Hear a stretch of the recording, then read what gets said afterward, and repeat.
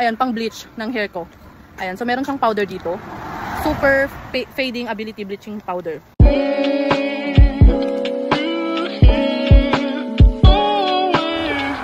So, eto yung before. Yan yung buhok ko talaga. Curl talaga yung buhok ko, guys. Talagang medyo may pagkakulot sa baba niya. Ganon. Kaya kapag malit yung buhok ko, nagwe-wavy. And, color black yung huli kong kinolor dyan. Kasi nung nag-aaral ako, hindi pwede yung may kulay. Ganon. Yun lang.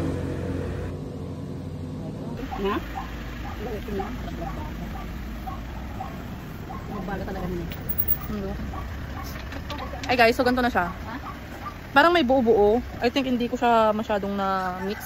Kasi papakita ko sa inyo kung ano yung ginamit ko. Okay? Ayan, so after, ganyan na siya. Dito kasi yung last na nalagyan. So, ito rin, nagmamadali rin yung mama ko na maglagay. Kasi nga may mga bumibili. And merong bata. So, hindi naman ako pwedeng lumapit sa bata kasi nga naggaganto ako. And I am 3 months postpartum mga bi. At, pwede na ako magganto kasi nga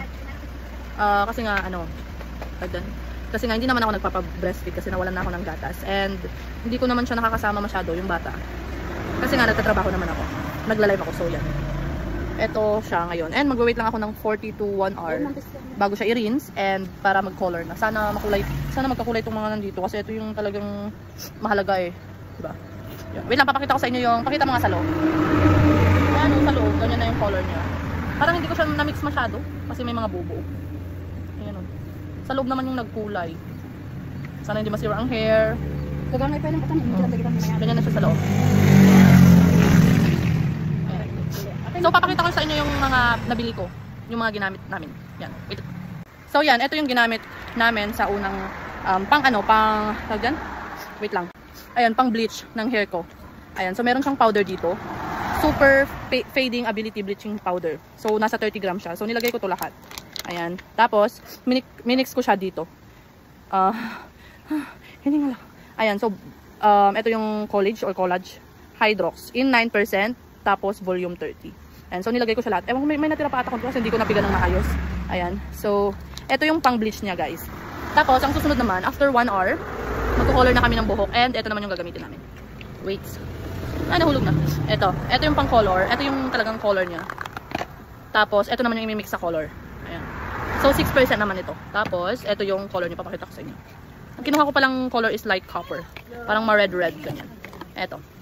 Ito is nasa 100 ml. Tapos, ito is 100 grams. Tingnan natin kung ano magiging resulta ng ating hair, mga Diyos ko. And, ang presyo lang nito, guys, is 100 plus. Magkano ba yung binayaran ko kanina? 252 and 108. Like, 140 plus lang siya.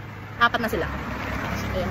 From Bremod pala tong mga to. And, ang alam ko, sikat tong Bremod. Na gamit pang buhok. Right? So, mag-wait lang tayo ng 40 to 1 hour. 1 hour. And titingnan natin kung magko-color ba yung nasa taas natin. Pero sa loob, may ano na siya. Na-bleach na siya ng maayos. So, yan. Bye! Woo! Update, guys. So, 4-2 na. Meron pa akong, kahit 20 minutes na lang. 18 minutes. Meron pa akong 18 minutes. And ito na yung kinalabasan niya. Hindi siya masyado nakulayan. Sana magkulay pa rin yung ano. Sana makulayan pa rin yung... Sana umipik. Madami siguro nalagay si mama sa likod. Ayan o. Tingnan nyo. Ayan. Pero dito, kaunti. Ayan. Or kulang. Hindi ko sure. When? Ganyan o. Oh, ayan. Update ko na lang mamaya pag na-rinse ko na siya. Okay, bye. Huy! Hi guys! So yun, update. At anong oras na? 5:19. 5:19 na. Ayan. And kanina pa, actually kanina ko pa siya binanlawan kaninang mga 4:20 and hanggang ngayon hindi, medyo tuyo-tuyo naman nga siya pero may mga basa-basa pa siya dito part kasi wala yung blower ko nasa lawag, kaya ano lang yung ginawa ko, electric fan, kaya ayan medyo matagal-tagal. At i-continue na lang siguro namin mamayang gabi. Papaanuhin ko muna siya. Pero ang ganda niya, oh. Diba? Parang pumuti ako sa color. And ganito na siya, guys. Hindi siya masyadong naano dito sa labas. I hope umano pa rin, umeffect pa rin yung kulay. Kahit ganito sa labas. Sa loob kasi, ayan, oh, ang ganda. Sa loob, ang ganda. Siguro, kaunti ang nalagay dito sa ibabaw. Ayan. Ganyan lang siya. Ayun. Parang timang. Sa loob may kulay. Sa labas wala. Ayan lang. So, kukontinue na lang namin mamaya. Bye! Tara! Ayan. So, ganito siya guys. Oh, ganyan yung nangyari. Dito lang sa ilalim talaga yung color niya. Tapos dito sa taas, hindi masyadong naging ganito. Kasi siguro makaunti yung nalagay dito sa taas. Ayan.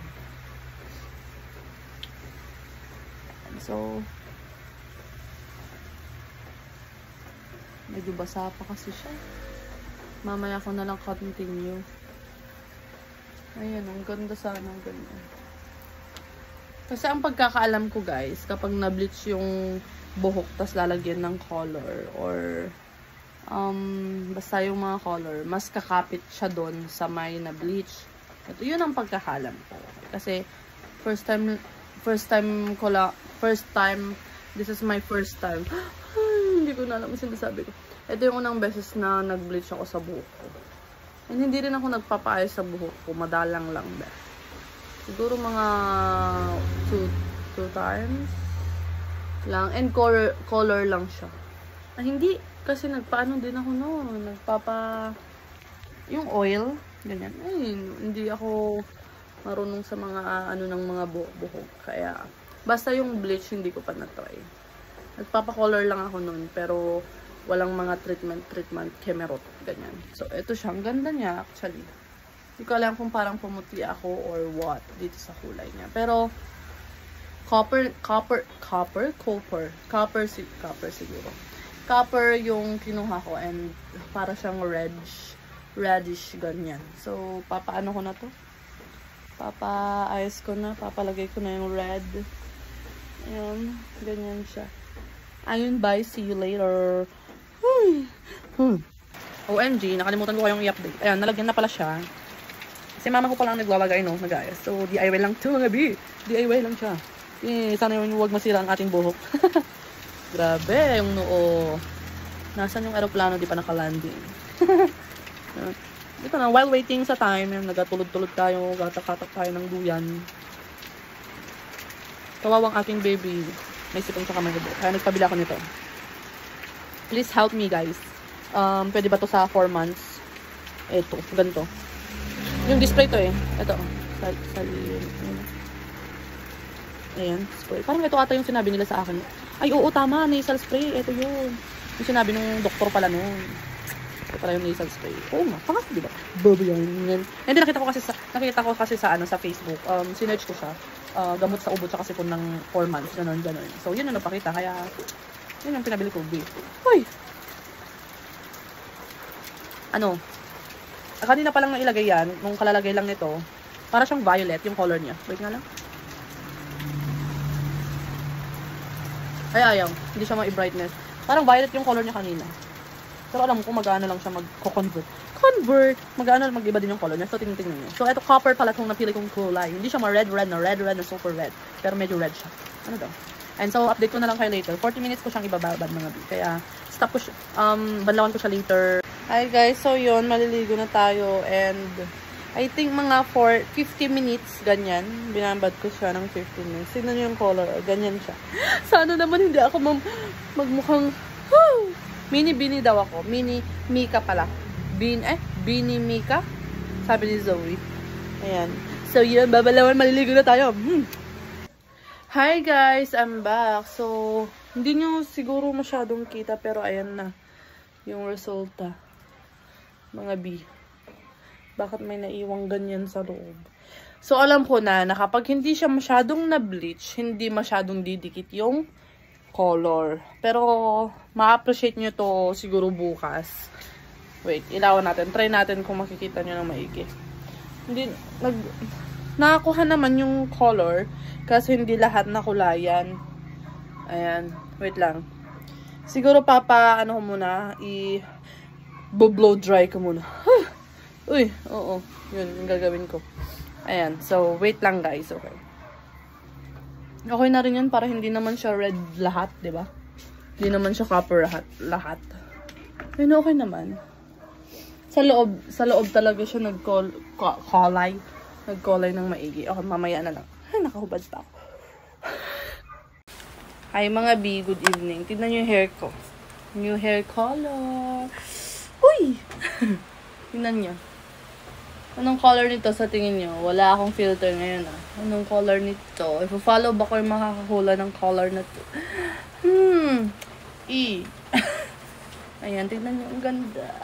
Ang ganda. Kaso yung sa loob lang talaga yung pinakamakulay dito. Dito, hindi siya masyadong makulay, B. Yan. Yan. Ganda ko. Para lang akong naka-filter. Pero totoong hair ko yan, ah. Totoong color niya yan. Ganda. Bet na bet. Bet na bet ko. Pa. Pa. Pa.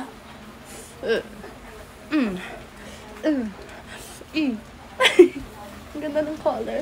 Ganyan na lang, ah. Dahil yan ang makulay, ganyan na lang tayo. Char. Bye! Mwah! Wala pala akong lipstick.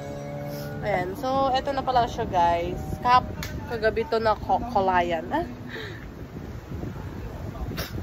Oh, what's that? Huwag nyo na lang pansinin yung mukha ko, okay? So, wala akong kahit na ano dyan. And hindi pa ako naliligo. At hapon na mga B. And ganito na yung color ng buhok ko. Merong mga iba na hindi na kulayan. Pero, okay naman. I mean, merong iba na hindi matingkad yung color. Pero, goods lang yan kasi okay lang naman. Diba? Diba? Sabihin nyo oo.